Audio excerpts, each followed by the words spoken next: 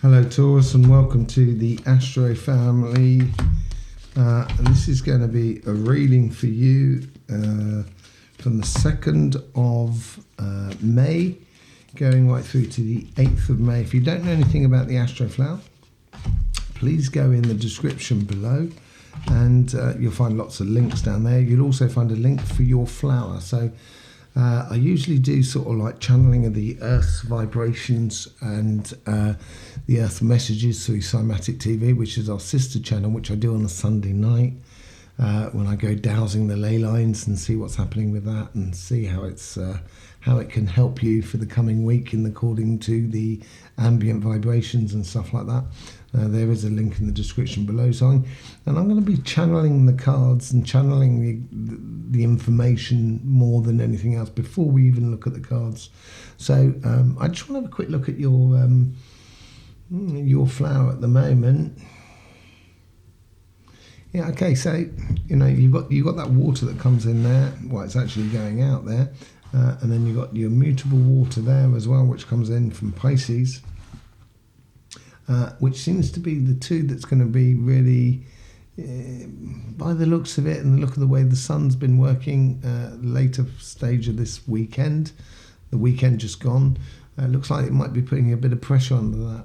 We're moving on the 29th, we're going into retrograde on Pluto, so there's going to be a case of letting go of things, basically. That's the overall message for that. Letting go of controlling things and stuff like that. If it's your birthday, happy birthday, Taurus.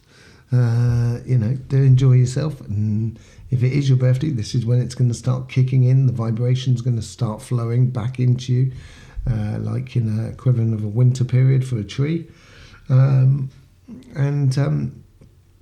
There's also got the eclipse on the 30th, which was Saturday. So, it's going to be a case of this week of the vibrations that you're going to... there is changes coming down the line, and Taurus, sometimes it can be a little bit difficult for you to change direction very quickly. It takes time for Taurus to change direction. They like to know what they're doing and where they're going and stuff like that, and everything seems to be has to be put into place and squared off and everything like that. Very good. But this week, or just coming off the back of the last weekend, seems like there's going to be a lot of movement going on. Last week in the energy update on Cymatic TV, I was saying that there was going to be a tsunami of emotions. Now, I'm wondering if that's not to do with Twitter and Elon Musk buying Twitter, which is going to suddenly put a lot of emotional content into the world. By the looks of it, it's already started happening. So it might well be that, but it also looks like something that's coming through in the financial sort of world. So as you've got a lot of fire in you, and that's where your passions are going to trump your emotions this week. So remain passionate about what you're doing and where you're going, and understand that you should be looking at the longer plan. Okay, just having a quick look here is your relationship side, which is here. This is the Astroflower. This is your financial sort of side, business, business, jobs, that sort of thing, money, that sort of thing. So this is how the universe is influencing your karmic path, which is here. This is on emotional and financial. This is how your guides influence your karmic path respectively. This is how you guys influence the conversation that is within you respectively. This is how you interact with the world around you, and how you combine the two sides. And this is that inner energy that's sort of flowing through you, that constant long-term plan, as it were. And it was a little bit trying for you, last week. Well, that was in the cards anyway, which, and I hope it's sort of like if you knew where you were, what you needed to head towards, it should have been a lot easier for you just to go ahead and do that. As we head down the path, there is obviously always complications. If there was no complications, I think life would be pretty boring. So if you knew where you were going, it would be a lot easier for you to just go ahead and do it. and you will be less affected by those complications of the world around you. Let's look on the relationship side. So we're going to be channeling each card as it comes through before we turn it over. But obviously, there seems to be a case where you can feel like you're a little bit shut out or ostracized in relationships. It could be the fact that you might have a lot of work on at the moment. And it could be that sort of transitional sort of period from your birthday as well. But the universe is here, you've got the Eight of Cups, and it's sort of say walk away from relationships that are actually costing you. That's what it's sort of saying. And that could be that Pluto retrograde playing through you. And it's, there's some relationships that really just are not worth maintaining, because you might be the one who's been paying out all the time and it's starting to cost you. So maybe it's a case of kind of knocking certain things on the head. And this is where you get, after your birthday, you can then start moving on with your plans. It should become a lot easier after your birthday. And this might well have been part of your plans to sort of say, I'm moving on. Okay, so the universe is sort of like this week here, it may be a case of just putting a bit of salt in the chaff and the wheat in that respect. Let's just see how your guides are trying to influence that part of your karmic path.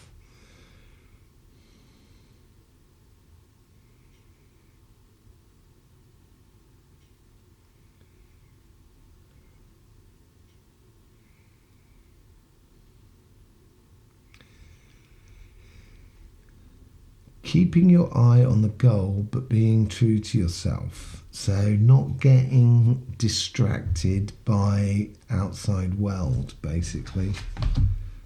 Oh, there you go. Intuition. High Priestess. Keep your eye on the goal. Trust your intuition. Yeah. And they're trying to lead you out of this situation here by the looks of it. Okay. Let's just have a look how the guides are trying to influence the conversation that is within you. That's a lot quicker. This, that, and this. It's like a Page of Wands or a Queen of Wands sort of energy. Really quite. It seems to be quite fiery. It could be the Eight of Wands as well. King of Cups, completely off that. Why is that then? Okay. So with your intuition, keeping your eye on the goal, sort of walking away from things that are ostracizing yourself. So you've got to be emotionally strong in this respect. And having that sort of emotional determination to follow it through and only spend your emotions on things that are worthwhile. What was that quickness in it though? Oh, okay, right. So relationships, certain relationships, and this could be sort of friends, family, groups, more than individuals. They could be trying your emotions, and this is where your guides is trying to help you to sort of remain calm, constant, keep on your path and stuff like that. That's what it is. And it's more sort of like, I think I was picking up more the emotions that were coming in from the outside rather than the actual what the guides are trying to do. They're trying to fend off, basically, so you're less affected by the emotions of the world around you. Okay, so this week here is probably sorting the chaff and the wheat, and maybe sort of like concentrating on the relationships that are worthwhile concentrating on. Okay, let's have a look on your material path, on your financial path and stuff like that. The funny thing is that you had this Hierophant card last week on your karmic path, and it's now the universe is influencing that. So they're almost sort of saying, remember what you decided. So in the 3 months leading up to your birthday, what you should be doing is seeing what you've done over the last year, how you want to do them differently, or what things you want to stop, or what things you want to start. That's the way it works. And then when you get your birthday happens, you get your energy starts coming back into you. So the 3 months before your birthday, it's like autumn. It's like your energy,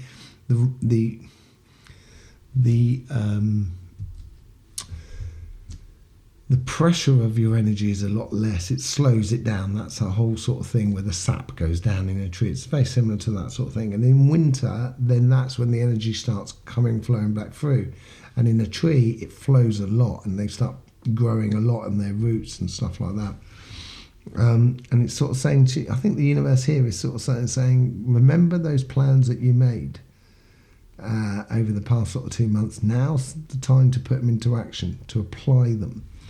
And on your path here it's actually involving other people joyfully in your workplace, in your business, in your projects, anything to do with the material world. Invite people into to participate in your endeavors, in your business and stuff like that. So it might be encouraging a work colleague who might need a bit of help and stuff like that. That's the attitude you've got to have, and it should be a very joyful and celebrationary sort of environment. Okay, let's see how the guides are trying to influence this sort of side of you for this.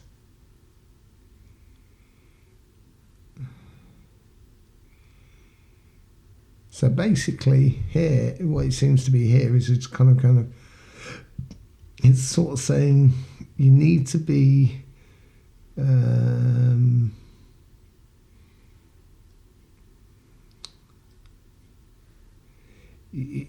need to be able to do more than one thing. So you need to be a little bit like a Swiss Army knife. Does that explain that? Sort of thing. You need to be able to be to do several. You need to have more than one bows to your arc. That's what it seems to be.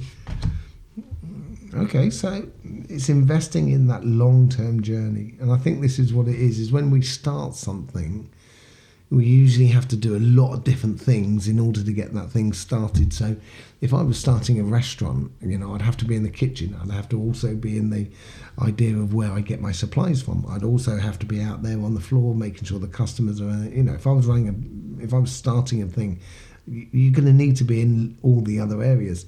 The plan in the future may be a case of kind of going, okay, once it starts working for me, then I can actually enjoy being that maître d', or sort of the welcoming person to the restaurant, and being that figure that people know when they go to the restaurant. And it's sort of the Ace of Pentacles here is all about planting that seed and offering it up for expansion to harvest in the future. So it's something that you plant now that you won't necessarily see the returns from for some time. And that's what cultivating produce is all about, or wheat or whatever.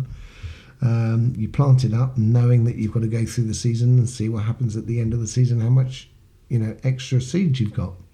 And this is what it seems to be. And you had in this position here the Two of Wands last time, so those plans should be in place, and it's now a case of implementation of those plans. Yeah. Okay, let's see how the guides are sort of influencing the conversation that is within you.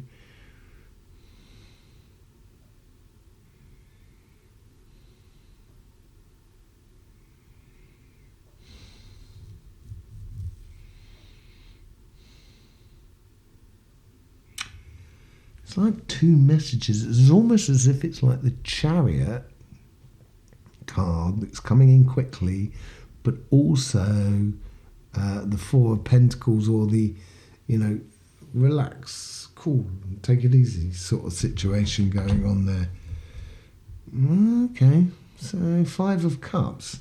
This is quite interesting. So you got, you got the Eight of Cups, Five of Pentacles, and it leads through to the Five of Cups on this side. So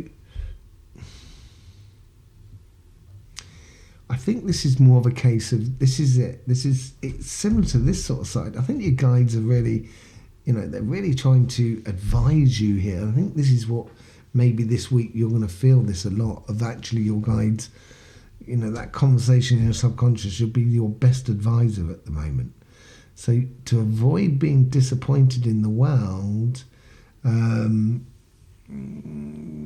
you have to be sort of like conscious about how you put your money or your time and effort into your projects and your businesses or your job and stuff like that.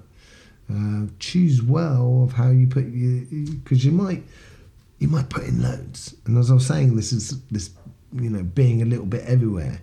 It may give you that sensation of kind of going, I've done loads, but I can't see the returns. That's what the disappointment sort of seems to be about. And they're I think the guides are sort of trying to sort of like warn you about that. And they're sort of saying, just be careful not to spread yourself a bit too thin. That's what it seems to be coming up with. Let's see how you interact with the rest of the ambient field and with the reality that is around you, and how you combine these sort of two sides.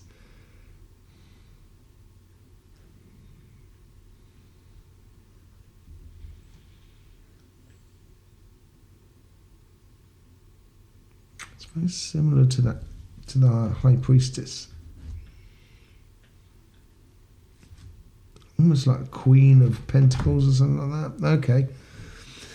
So it's the Six of Pentacles, a fair exchange. This is what you're looking for, and this is where the disappointment may come in.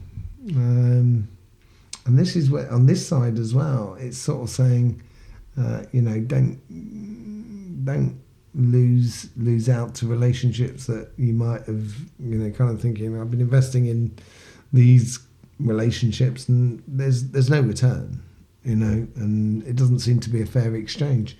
Which seems this is what you're looking for at the moment. This is what you're looking for in the world around you. Let's just see what that energy is. Oh, it's stress.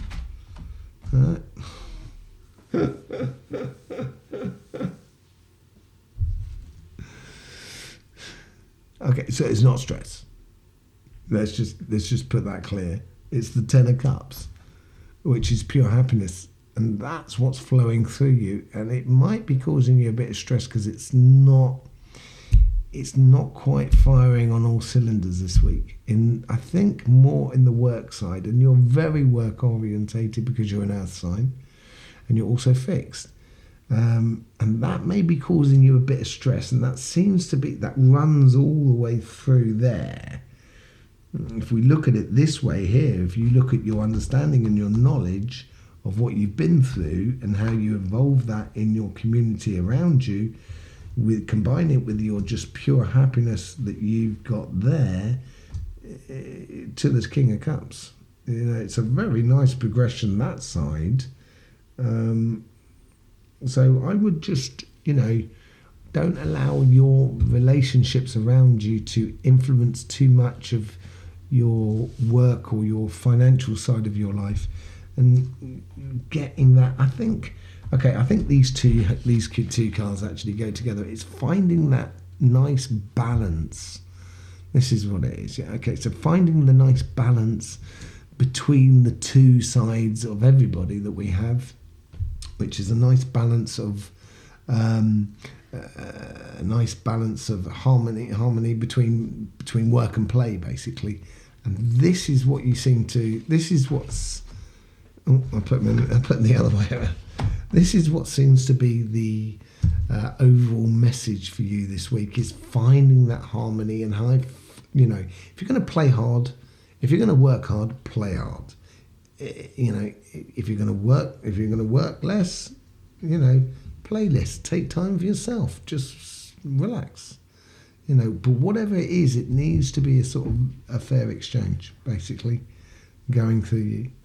Okay, there you go. That was the reading for the 2nd to the 8th. If you're part of the Astro family already and you're subscribed, welcome to the Astro family meeting. It's good to see you back here. If you're not part of the family, it's only a question of subscribing and clicking the bell. You're not signing your life away. Do not worry. And then you'll be able to sort of see if this content that we do on the Astroflower is something you like and helps you, because that's the idea of the Astroflower. It's a system that's used to help you, smooth off the hard edges of life and make life a little bit easier and a lot more fun. That's the goal of this. Subscribe and click that bell and come join us in the Astroflower family. In the meantime, Taurus, don't forget, life should be fun, so please do enjoy.